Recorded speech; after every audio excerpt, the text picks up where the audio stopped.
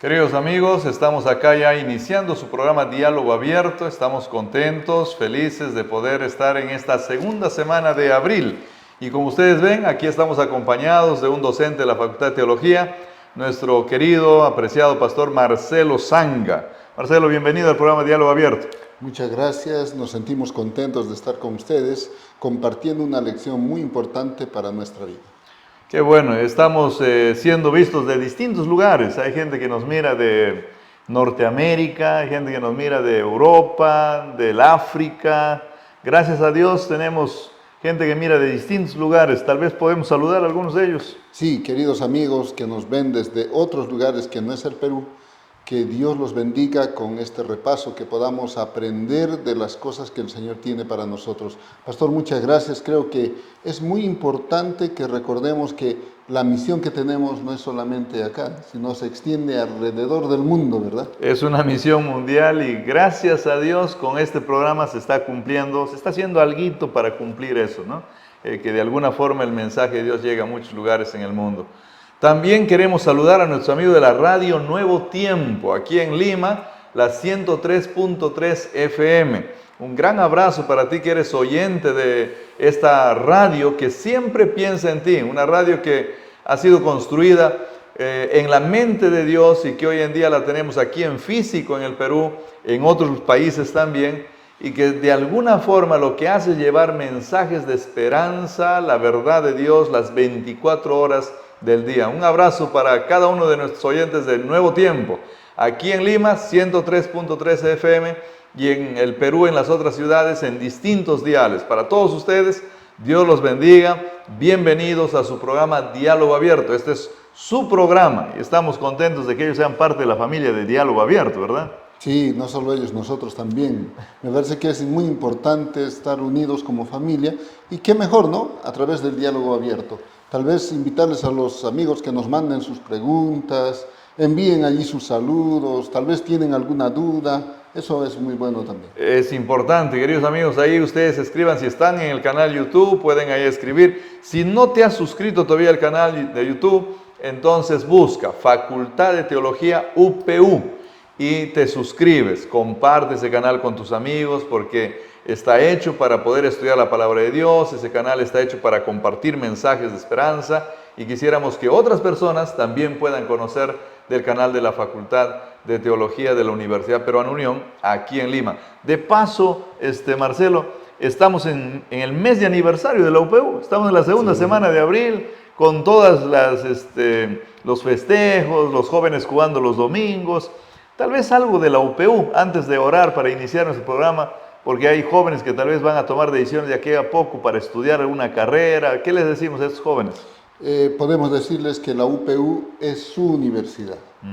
Esta universidad ha sido creada por el Señor, es sustentada por el Señor para formar misioneros, no solamente profesionales con principios, sino hijos de Dios que cumplan la misión, porque nos preparamos para trabajar en esta tierra, pero para vivir en el cielo. Amén. Y así que les invitamos, queridos amigos jóvenes, no solamente vengan a la UPU, sino traigan a sus amigos.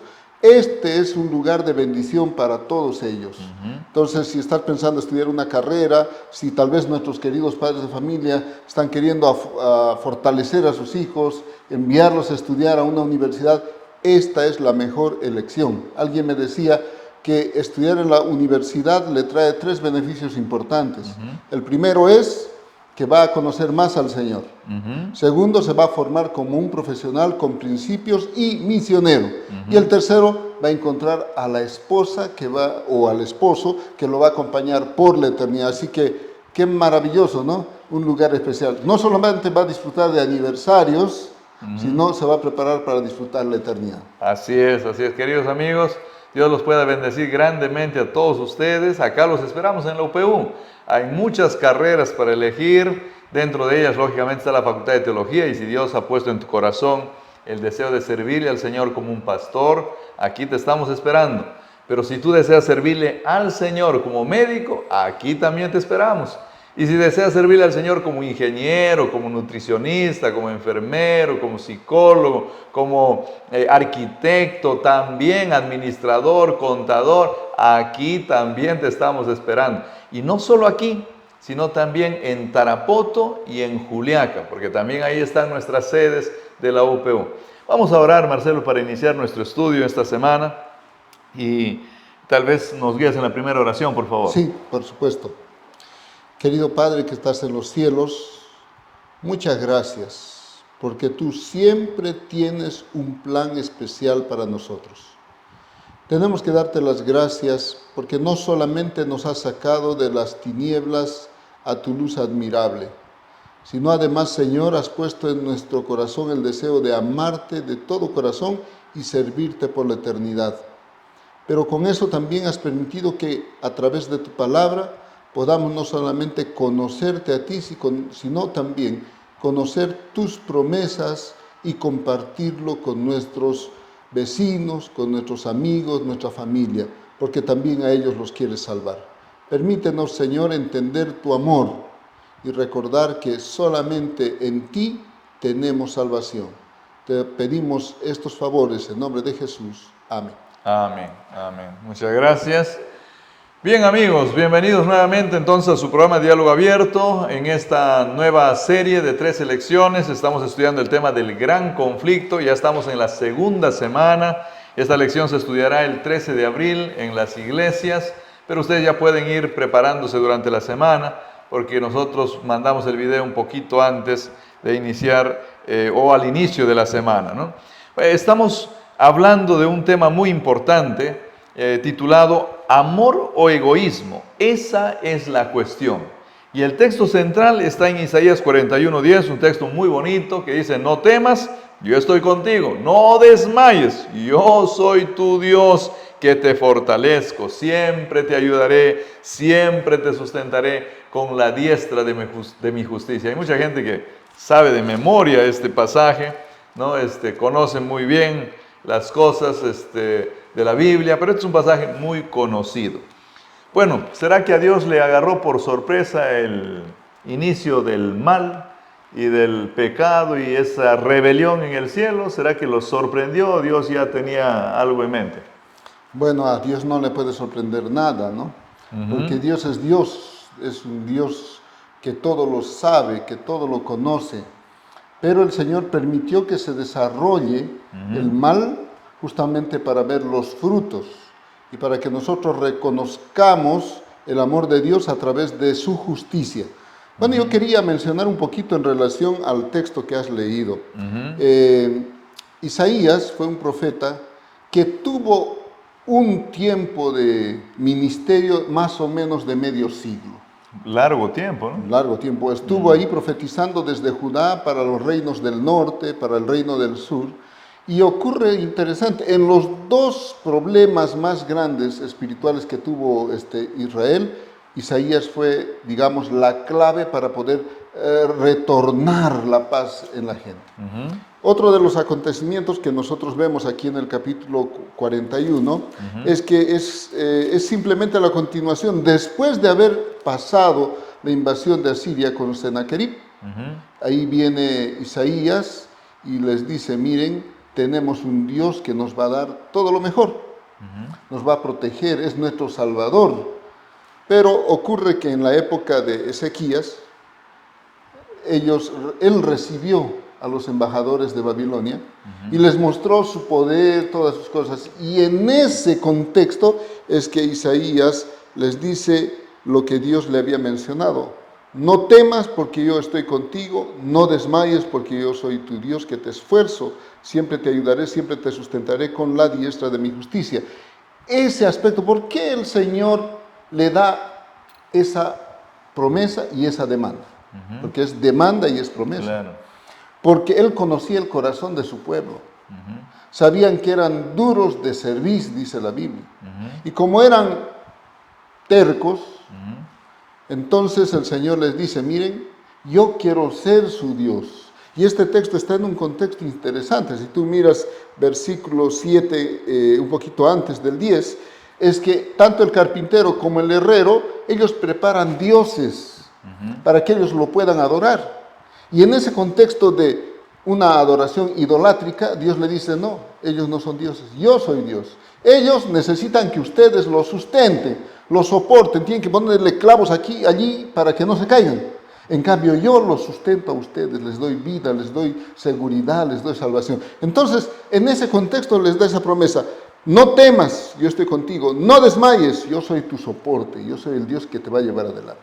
Bueno, y es muy aplicable a nuestra realidad también, ¿no? Porque hoy en día muchas veces nosotros también tratamos de confiar en otras instituciones, en otras entidades, pero no siempre confiamos en Dios en medio de los problemas, ¿no? Tenemos un problema de salud y rápido corremos al médico, que no está mal, que es correcto, pero que nos olvidamos de orar al Señor, nos olvidamos de pedir que Él haga el milagro, que Él conduzca, ¿no? Y bueno, queridos amigos, creo que la reflexión es muy pertinente para el momento. Nosotros necesitamos confiar en Dios. Necesitamos confiar en Dios. Bueno, la lección está hablando de este gran dilema que nosotros tenemos en el mundo, ¿no? Y cómo el mal llega a surgir y cómo también en nuestra experiencia de vida, ¿no es cierto?, también el mal está siempre presente, porque siempre va apareciendo y siempre nos va lastimando, siempre nos va dañando, ¿no? Entonces, en ese contexto, ¿qué es lo que más le duele a Dios? ¿Qué es lo que más le lastima a Dios, tal vez en la historia de la humanidad, Marcelo? Muy bien, es una pregunta muy importante. Miren, tal vez podríamos ponerlo como ilustración, ¿no? ¿Qué es lo que le lastima más a un padre de familia después de que ha hecho todo lo posible para que su hijo ame al Señor? ¿No? Lo que más lastima a Dios es justamente eso, la desobediencia, el hecho de no confiar en la palabra de Dios, el hecho de no obedecer a Dios. Si nosotros miramos en la palabra de Dios, vamos a encontrar, obedece, obedece, por favor, guarda mis mandamientos, por favor, retorna a mí, tienes que escucharme. Todo eso hace un hueco tremendo en la vida de Dios, ¿no? Y ahora, Dios de alguna manera lo planteó. Si nosotros miramos ahí en Lucas 19, 41 al 44, nosotros encontramos cómo el Señor Jesús les invita a ellos, ¿no?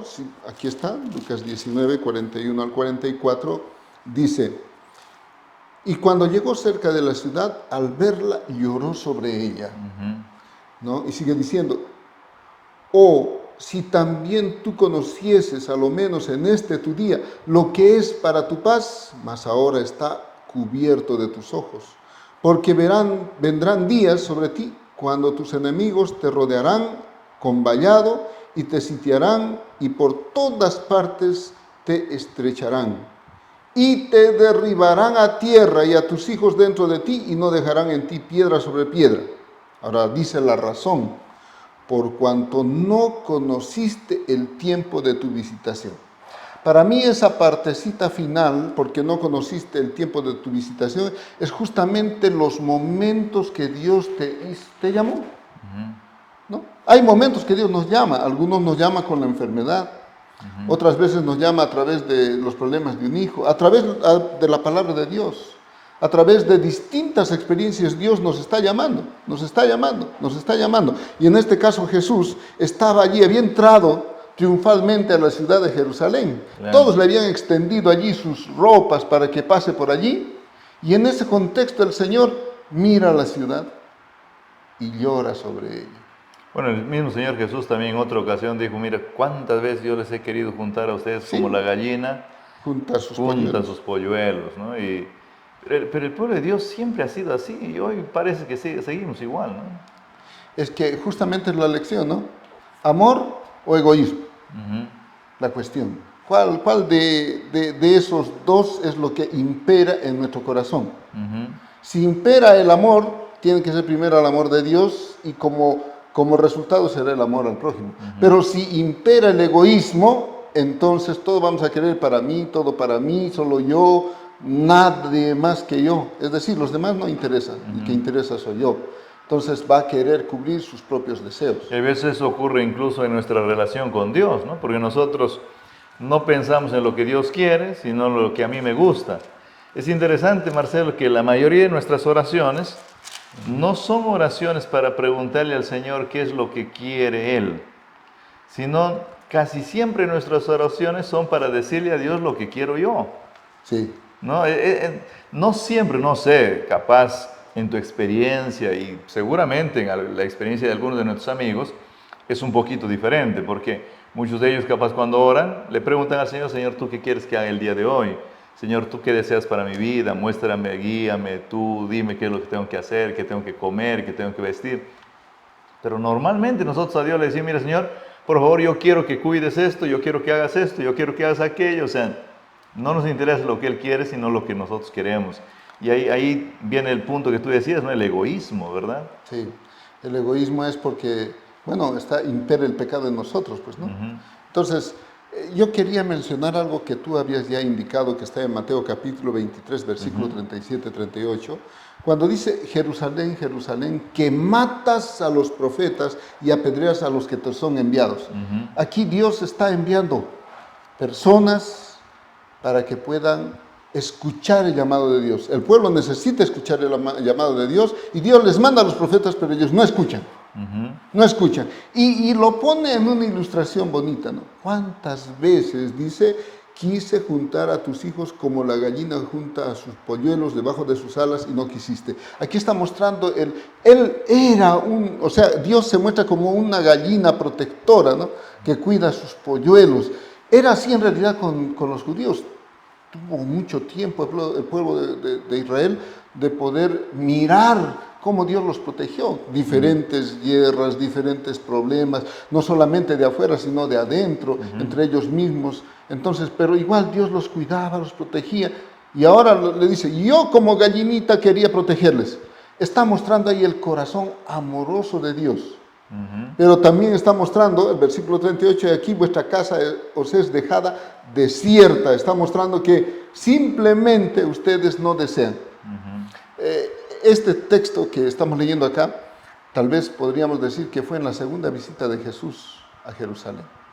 Y justamente Jesús había estado predicando el evangelio allí. Ahora, en esa predicación, pues, él se pone triste porque a pesar de que la gente tenía todos los escritos de los profetas, tenía hombres inteligentes como Gamaliel, por ejemplo, no se acercaban a Dios. Preferían estar dentro de sus propios preconceptos. Es interesante que la Biblia también lo dice, ¿no? La inteligencia del mundo en realidad a veces es pues oscuridad, ¿no?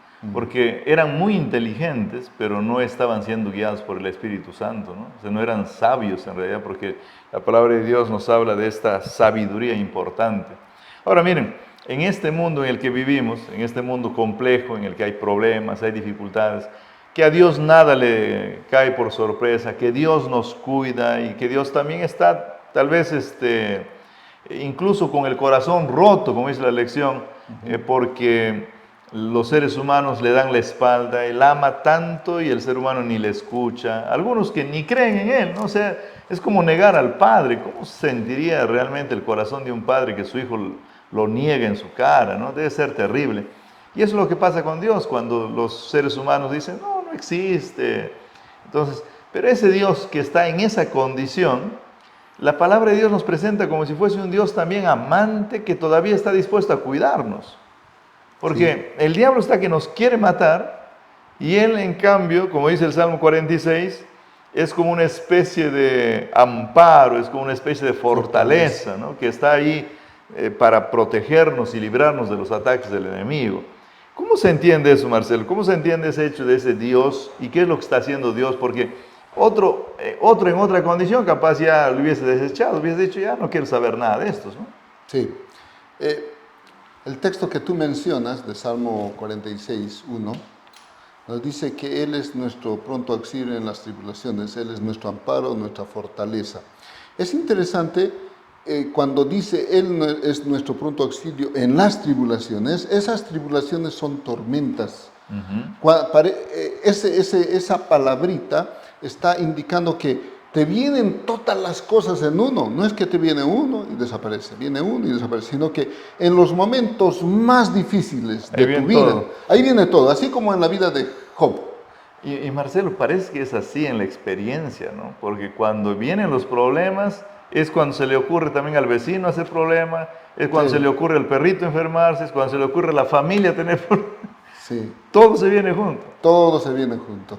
Te enfermas tú, se enferma tu esposa, tus hijos no te obedecen, de repente lo que dijiste, no, el vecino se pone en contra de ti, tal vez en la iglesia no te escucha. Es decir, se acumulan un montón de cosas. Problemas tan grandes que para el ser humano es difícil poder sobrellevarlos solo. Entonces, allí es justamente donde tú tienes que dejar todas esas tribulaciones, todas esas cargas, decirle, Señor, yo ya no puedo, aquí está, son tuyas. Cuando llegues a hacer eso, entonces vas a estar en paz, porque el que va a llevar todo va a ser Dios, no tú. Por eso es que Dios es nuestro pronto auxilio en las tribulaciones. Él es nuestro amparo, nuestra fortaleza. Y no está hablando solamente en los momentos de angustia cuando viene un ejército a atacarte. Está hablando de todos los momentos de la vida, sean estas espirituales, sean económicas, sean sociales, de interrelación. Es decir, absolutamente todo. Si tú dejas a Dios que Él cuide de ti, no te preocupes, no te estreses. Tienes que estar tranquilo porque la salvación viene de Dios, así que va a haber una salida. Amén, amén. Es un hermoso pasaje el que estamos de alguna manera reflexionando acá, porque, queridos amigos, queridas amigas, mira, en este mundo con seguridad el enemigo de Dios va a querer lastimarte, va a dañarte y muchas veces lo consigue, ¿no? Pero recuerda que tienes un Dios ahí poderoso, un Dios que está dispuesto a protegerte, un Dios que está dispuesto a sostenerte. En la historia de la iglesia, Marcelo, en la historia de la iglesia tú puedes ver algo de eso también, porque hay veces nosotros hablamos de forma individual siempre, pero en la historia de la iglesia nosotros podemos ver cómo de alguna forma el enemigo de Dios también atacó a la iglesia, al pueblo de Dios en su conjunto, ¿no? Y Dios también lo estuvo protegiendo. No sé si tú nos puedes contar algo de eso. Claro, miren, en el Antiguo Testamento podemos ver los ataques de diferentes pueblos que no amaban a Dios, pues atacaban a Israel, porque antes era la batalla, entre comillas, entre mi Dios y tu Dios. Nosotros, como somos sus hijos, te atacamos a ti, y si tú estás derrotado, nuestro Dios es mejor, más poderoso. Claro. Pero esa batalla de ataques no solamente era cuestión de política, de guerras geográficas, sino también se ve en la iglesia. Cuando nosotros miramos en el libro de Hechos, la iglesia tuvo que escaparse, ¿no? Cuando nosotros miramos, por ejemplo, vamos a mirar primero de repente qué ocasiona esos escapes, ¿no? Nosotros podemos mirar allí en el libro de Hechos, capítulo 2, verso 41, cuando nosotros vemos que hay un bautismo, ¿no? En verso 41, y perseveraban en la doctrina, ¿no?, de los apóstoles en la comunión, perdón, el 41. Así que los que recibieron la palabra fueron bautizados y se añadieron aquel día como 3,000 personas. ¿Quiénes? Los que recibieron la palabra. Pero justamente es eso. El problema en este mundo es aquellos que los que reciben son perseguidos por aquellos que no desean recibir. Podemos mirar también en Hechos capítulo 4, verso 4, cuando se bautizan 5,000. Pero muchos de los que habían oído la palabra creyeron. Y el número de los varones era como 5,000. Qué maravilloso, ¿no? Una mega campaña. Claro. ¿No? 3,000, 5,000. Y vemos nosotros en diferentes momentos que esta campaña, por ejemplo, el versículo 31 del capítulo 4, nosotros vemos allí, cuando hubieron orado, el lugar en que estaban, dice, congregados tembló, y todos fueron llenos del Espíritu Santo y hablaban con denuedo la palabra de Dios. Otra vez, solamente cuando la palabra de Dios es predicada, hay persecución. Parece que la palabra levanta eso, ¿no? Es interesante que, por ejemplo, tú mencionabas el libro de Hechos, el capítulo 7 nos cuenta del primer mártir de la iglesia cristiana, de Esteban, y justamente el hecho de que él proclame la palabra lo lleva a la persecución. Y cuando ya vemos el capítulo 8, vemos a Pablo. Saulo, bueno, a Pablo después, ¿no? Primero su nombre, Saulo, ahora persiguiendo a la iglesia también, Sí. ¿no? O sea, y todo porque ellos anunciaban la palabra, predicaban la palabra. Sí, justamente eso de que les persiguieron. ¿Quiénes persiguieron? Los judíos. Los judíos. Los romanos no estaban persiguiendo a los judíos, ¿no? Para los romanos no había problema porque todos podían alabar a sus diferentes dioses, con tal que sigan alabando a César, que era el dios máximo, no había problema. Entonces, aquí en el versículo 4 dice, pero los que fueron esparcidos iban por todas partes anunciando el evangelio. Estoy hablando de Hechos 8:4. Fueron esparcidos por la persecución. O sea, gracias a la persecución acabaron llevando el evangelio a distintos lugares. Así es. Es que nosotros tenemos, diríamos así, una especie de imán. Nos gusta estar entre aquellos que son igual a nosotros. Claro, no nos gusta pues estar desubicados, ¿no? Claro, queremos estar ahí juntos. Claro. Pero Dios permitió la persecución que Satanás lo indujo, porque Satanás, ¿qué quería?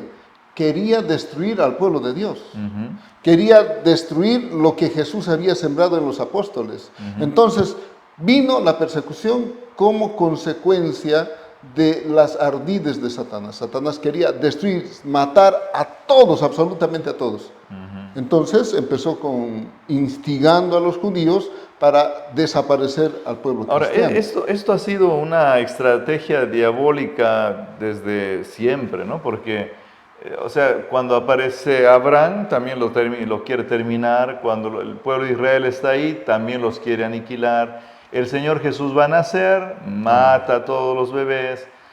Parece que Él de alguna manera se ha empeñado con tratar de exterminar a todo aquel que de alguna manera tiene algo de la verdad. En realidad sí, eso es lo que Él quiere, ¿no? Vemos el primer ataque de Caín hacia su hermano Abel, ¿no? Vemos todo lo que has mencionado, y en el Nuevo Testamento también seguimos mirando la persecución que Él realiza para destruir a todos los que llevan la verdad. Entonces, es que Dios tiene allí, digamos así, la forma de proteger a sus hijos mientras sucede la persecución. Pero es interesante que en el libro de Apocalipsis también nos menciona a las iglesias. Podemos mirar Apocalipsis capítulo 2, versículo 10, cuando nosotros miramos que le dice a la iglesia de Esmirna: no temas en nada lo que vas a padecer. He aquí el diablo echará a algunos de vosotros en la cárcel para que seáis probados y tendréis tribulación por 10 días. Sé fiel hasta la muerte y yo te daré la corona de vida. O sea, nosotros podemos entender que Satanás sí quería matarlos, quería destruirlos, quería hacer desaparecer a todos los cristianos, pero Dios le estaba protegiendo. Él dice: no temas, aguanta, sé perseverante, sé constante. Entonces, y la promesa es hermosa, ¿no? Te voy a dar la corona de la vida. Sí, sí, esa promesa. Pero en esta tierra, ¿qué pasa? Yo quiero pedirles que busquen en Romanos 12, 12.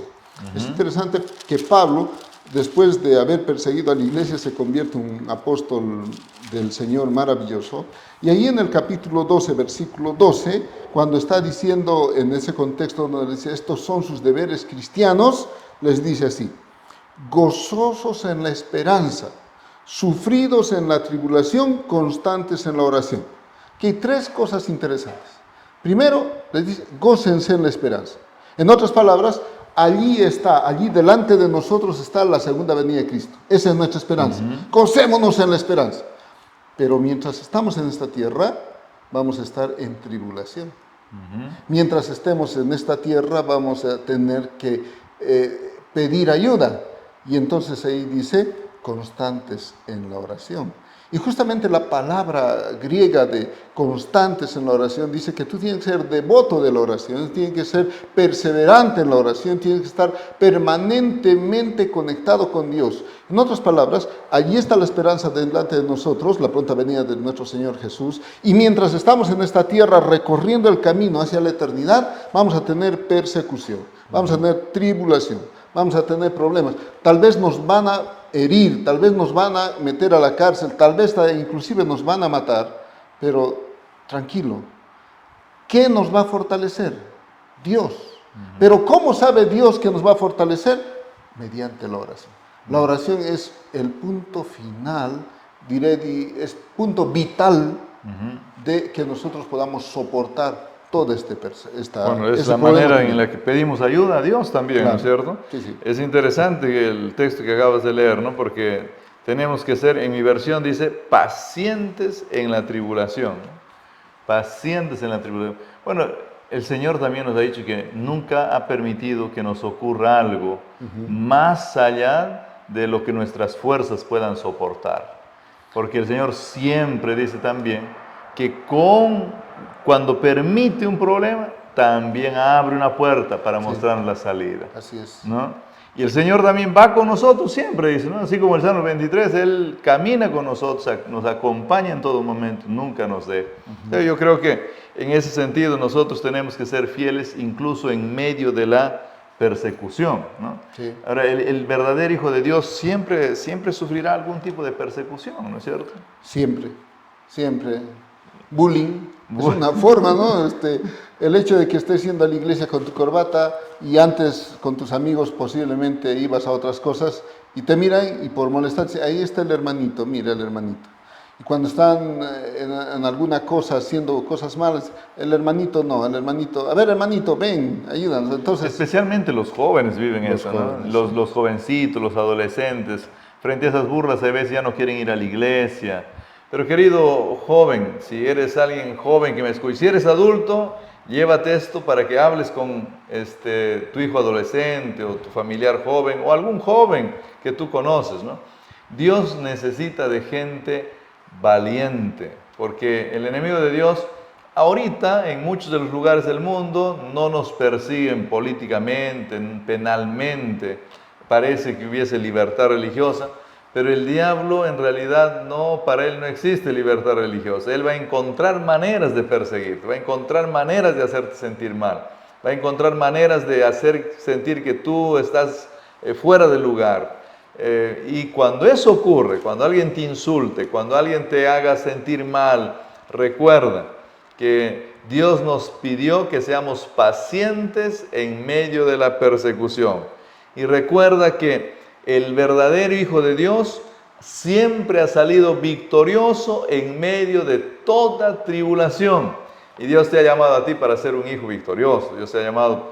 Dios es lo que quiere para nosotros, ¿verdad? Lo que quiere para nosotros es que nosotros seamos hijos victoriosos de Él, que podemos alcanzar de alguna manera el estándar que Él quiere y que también comuniquemos nuestra fe a la comunidad que nos rodea, ¿no? Que de alguna forma nosotros no seamos pues ermitaños solitarios, sino que esto que conocemos podamos llevarle a otras personas. es que justamente es eso, ¿no? No se puede callar cuando uno ama a Dios. Y nuestras acciones hablan más fuerte que nuestras palabras. En la época, digamos así, de la persecución, cuando Jesús les había advertido, ¿no? Ahí en Mateo, diciendo que no iba a quedar piedra sobre piedra, los cristianos salieron en el momento cuando se abrió la oportunidad. ¿No? Recordemos que en el momento que los romanos estaban atacando a Jerusalén, de repente se retiraron, ¿no? Se retiraron y esa fue la señal para que los cristianos salgan, porque ahí habían judíos también, Claro. solo que los judíos no querían salir. Además, no tenían pues a Jesús como alguien autoritativo y lo que él había dicho no les importaba, ¿no? Claro, pero a los cristianos sí. Sí. Y ellos aprovecharon y escaparon. Dice que se fueron a vivir cerca de la orilla del Jordán, en una ciudad pequeña. Ahora, ellos obedecieron, y eso quiero recalcar acá. La obediencia es vital. Si tú y yo leemos la Biblia y no obedecemos lo que nos dice, entonces no estamos leyendo. No tiene mucho sentido. No tiene sentido. Por eso hay un refrán que dice, si te vas a acercar a la Biblia, tienes que acercarte con la capacidad de obedecer. Es decir, lo que te diga el Señor, obedécelo. Ellos obedecieron y por eso se salvaron de la destrucción. Porque allí más o menos dice que murieron cerca de 100,000. No, más de 1,000,000 de habitantes murieron. Y 100,000 fueron llevados cautivos como esclavos. Y ese mismo día, cuando entró Tito con el ejército, destruyeron todo y quemaron el templo. O sea, realmente fue una catástrofe. En ese momento, en esa destrucción, en esas circunstancias, los cristianos jugaron un papel importante de ayudar a los heridos, a los que estaban padeciendo, porque una guerra no es sencilla. Claro, claro. Entonces, pero vemos ahí a los cristianos haciendo, digamos así, mostrando el cristianismo con aquellos que los habían perseguido. Es interesante eso, ¿no? Porque nosotros como hijos del Señor creo que tenemos un deber. Ahora, no es fácil, Marcelo, para alguien que está siendo perseguido, hacer el bien, ¿no? O sea, el que está siendo perseguido está buscando justicia, no está buscando hacer el bien. El que está siendo perseguido está buscando dónde esconderse, no está buscando hacer el bien. ¿Qué necesitamos nosotros para que de alguna forma, si la gente te está atacando, te está persiguiendo, se está burlando de ti, te está insultando, te está de alguna manera queriendo lastimar, ¿no es cierto?, la sociedad, a pesar de eso tú andes buscando hacer el bien a la gente? ¿Qué tiene que ocurrir para que eso pase en nuestro corazón? Tiene que haber una transformación. ¿No? Dios tiene que transformar todos nuestros deseos de querer buscar, digamos, lo que tú mencionabas, una justicia humana, buscar la justicia divina, ¿no? De querer tener revancha a ayudar. Eso es distinto, no es lo mismo. Es totalmente opuesto. Entonces, acá dice algo interesante, yo quiero leer, que hay dos textos que la lección evidentemente nos habla. Una está en San Juan 13:35, ¿no? Y cuando en San Juan 13:35 nos dice lo siguiente. El texto bíblico dice así: He aquí, vuestra casa os es dejada desierta, y os... A ver, espera un ratito, creo que aquí es sí, está bien. Antes de eso quería mencionar lo siguiente, 13:35. He aquí, vuestra casa es dejada desierta, y os digo que no estoy leyendo Lucas. Mi querido pastor Benjamín, corríjame por favor cuando estoy mal. Está bien. Aquí nuestros oyentes van a decir, no conoce su Biblia. El asunto es que cualquiera se confunde también, no hay problema, ¿no? A veces leemos pasaje por otro. Y para que vean que estamos grabando en vivo. Bueno, 13:35 en San Juan dice así, ¿no? Voy a leer para todos nosotros. En esto conocerán todos que sois mis discípulos, si tuviereis amor los unos con los otros. Y esto puede estar ligado a San Juan capítulo 3, versículo 16, porque de tal manera amó Dios al mundo que ha dado a su Hijo unigénito. Y el Señor Jesús, estando en la cruz, no dio palabras de, digamos, de maldición, sino palabras de perdón. ¿Qué hizo que reaccione Jesús así? Porque en su corazón estaba el amor de Dios. Y eso tenemos que procurar nosotros. Inclusive en 1 de San Juan capítulo 4, versículo 21 dice, y nosotros tenemos este mandamiento. O sea, es un mandato, es una orden de Él. El que ama a Dios, ame también a su hermano. O sea, la capacidad de reaccionar de manera cristiana a cualquier persecución, a cualquier tipo de bullying, a cualquier situación adversa a nosotros, es la capacidad de amar como Dios nos ama. Ahora es interesante esto porque, miren, yo voy a entrar en un tema un poco controversial aquí, Marcelo, porque en la sociedad no es tan fácil amar ni ser amado, ¿no?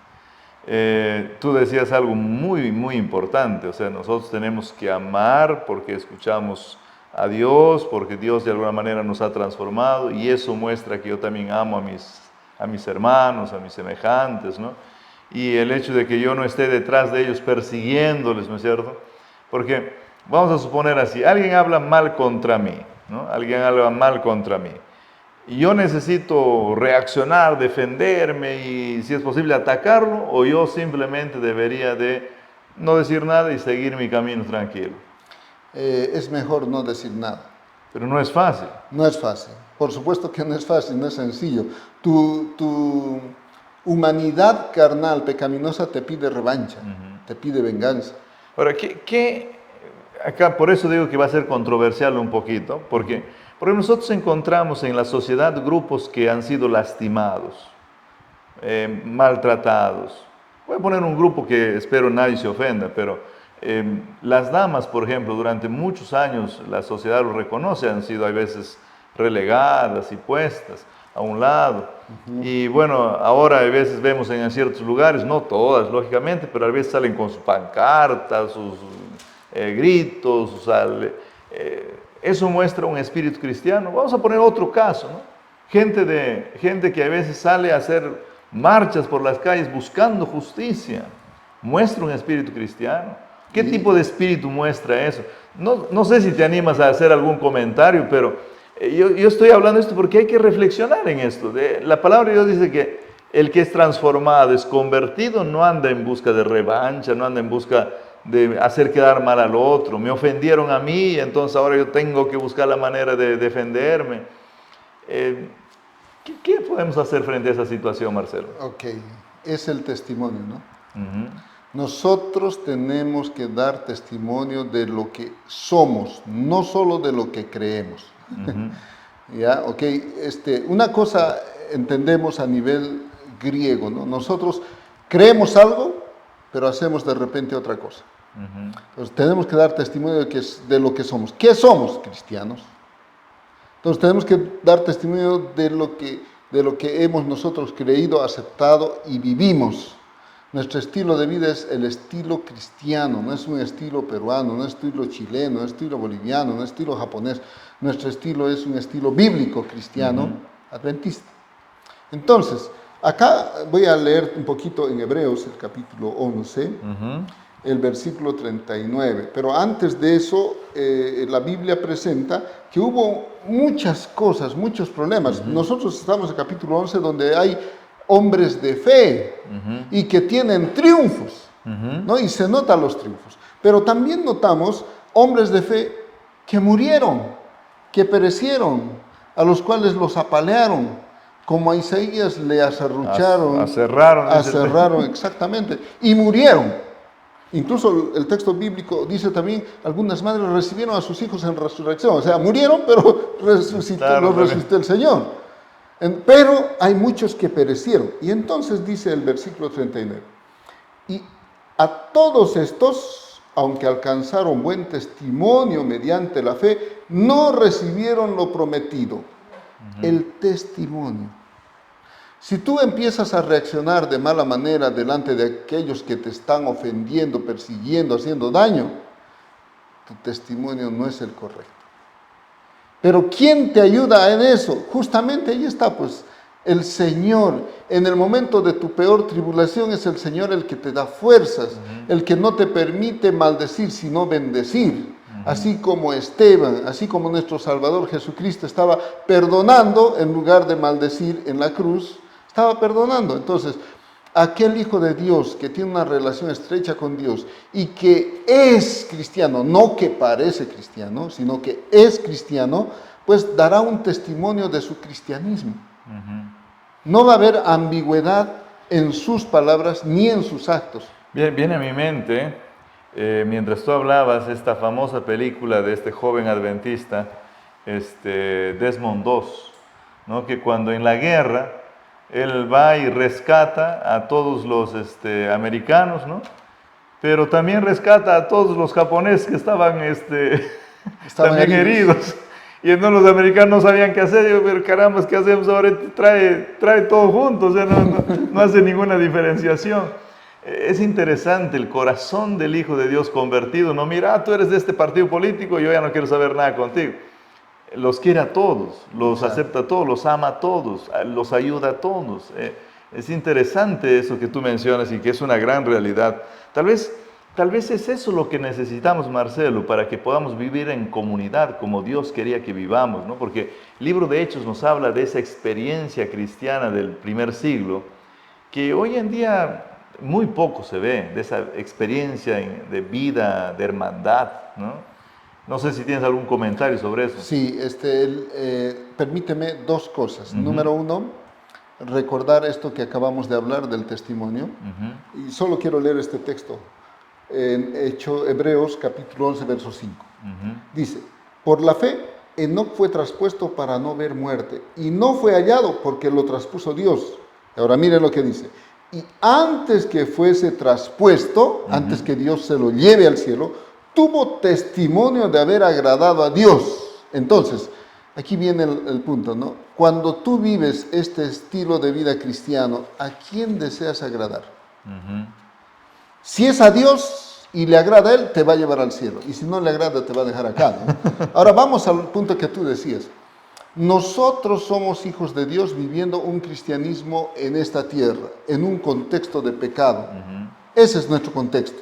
Y en este contexto de pecado necesitamos ser médicos, enfermeros, misioneros, ayudar a los heridos del pecado, a los que están por morir en el pecado, llevarlos al médico de los médicos, es decir, a Cristo Jesús, para que Él los pueda salvar. Y tal vez el Señor Jesús, antes de poder irse de esta tierra, en Mateo capítulo 25, nos dio a nosotros una orden a través de la parábola en Mateo 25. Si ustedes leen conmigo en Mateo capítulo 25, versículo 31 en adelante, cuando habla acerca de la parábola del juicio a las naciones, el Señor Jesús dice a los de su derecha: venid benditos de mi Padre, heredad del reino preparado para vosotros desde la fundación del mundo.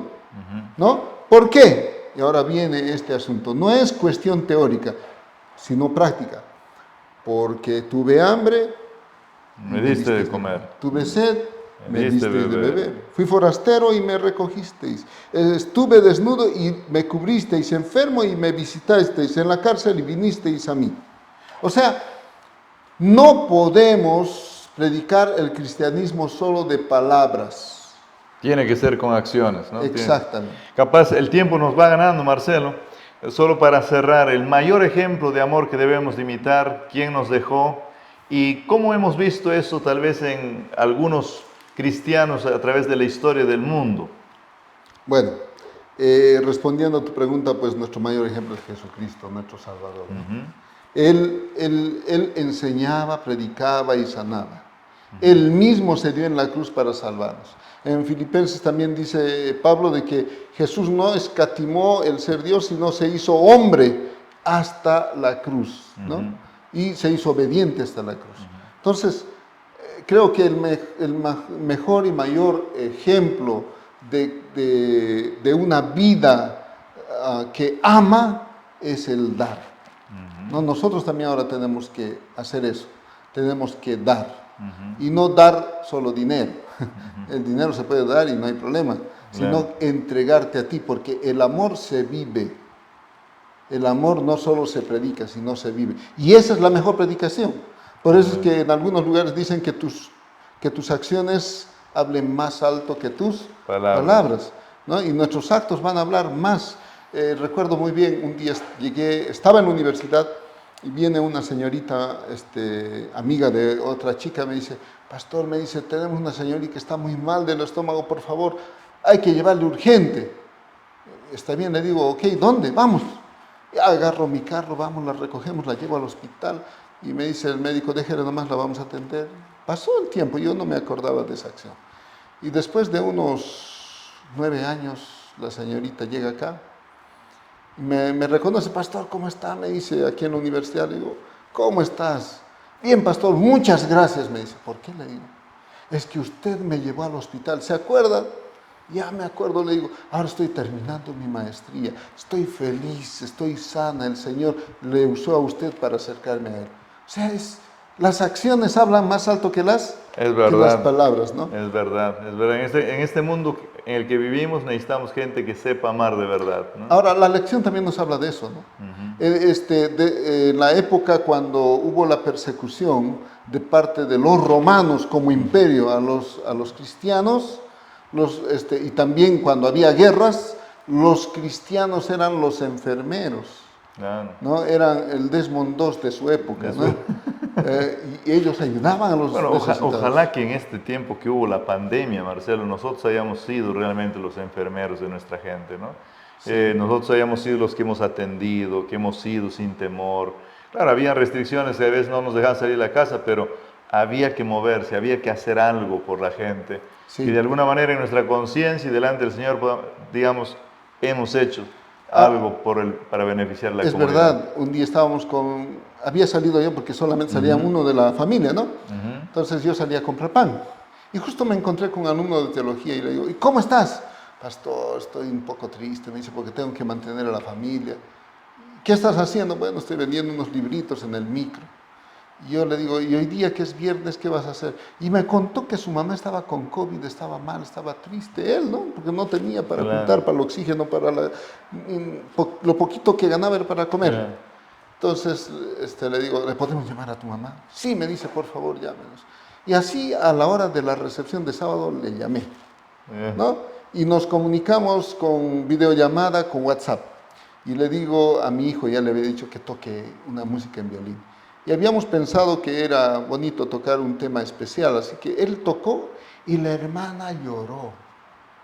Y después me encontré con él, le digo, ¿y cómo estás, pastor? Muchas gracias, me dice, porque lo que usted habló, la oración que hizo, y lo que tocó su hijo en el violín, fortaleció la fe de mi mamá, ahora está mejor.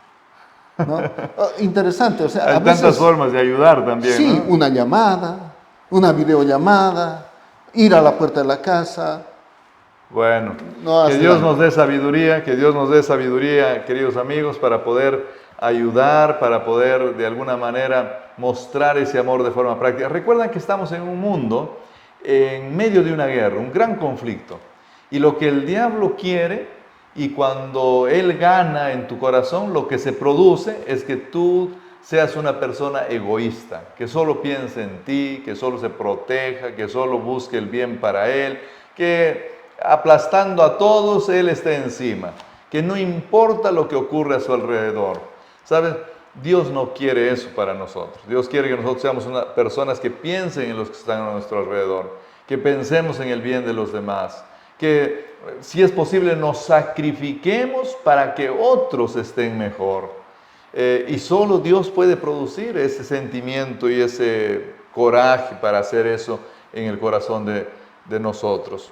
Así que pongámonos del lado correcto, en esta gran batalla, ¿de qué lado vas a estar tú? ¿En qué ejército vas a estar? ¿En estos que están dispuestos incluso a sacrificarse para el bien de los demás? ¿O vas a estar en el grupo de los que vamos a pisar a todos con tal de que yo esté bien? Aquí lo que importa es que yo coma, no importa si el otro tiene para comer. Aquí lo que importa es que a mí me hagan justicia, que los demás, ¿qué me importa? Yo busco mi justicia para mí.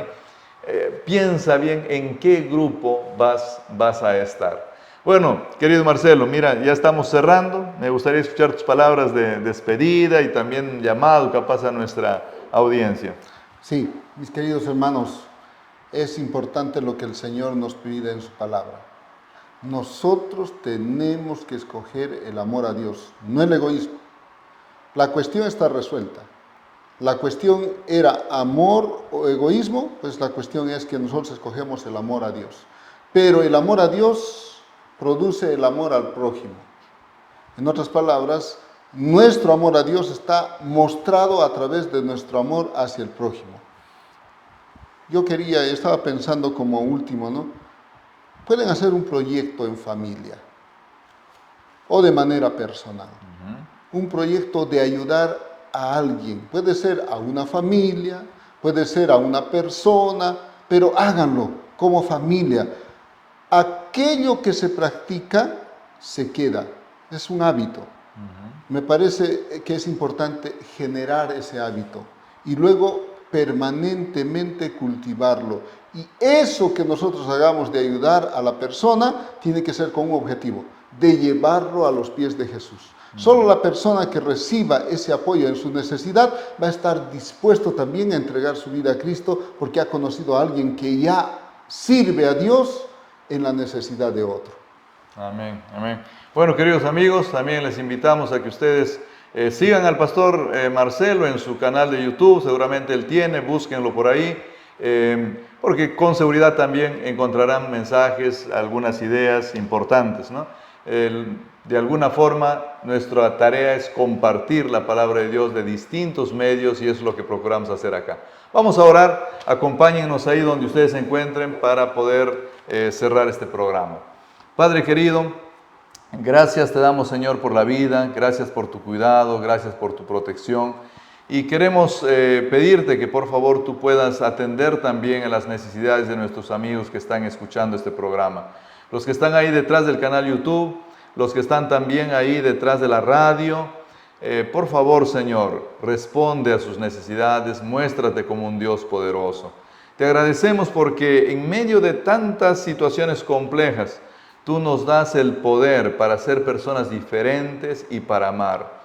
En medio de tantas divisiones que existen en nuestra sociedad, tú nos das la bendición de ser como una especie de órgano, de persona que une, que no divide, sino que une a todos estos elementos que se van dividiendo.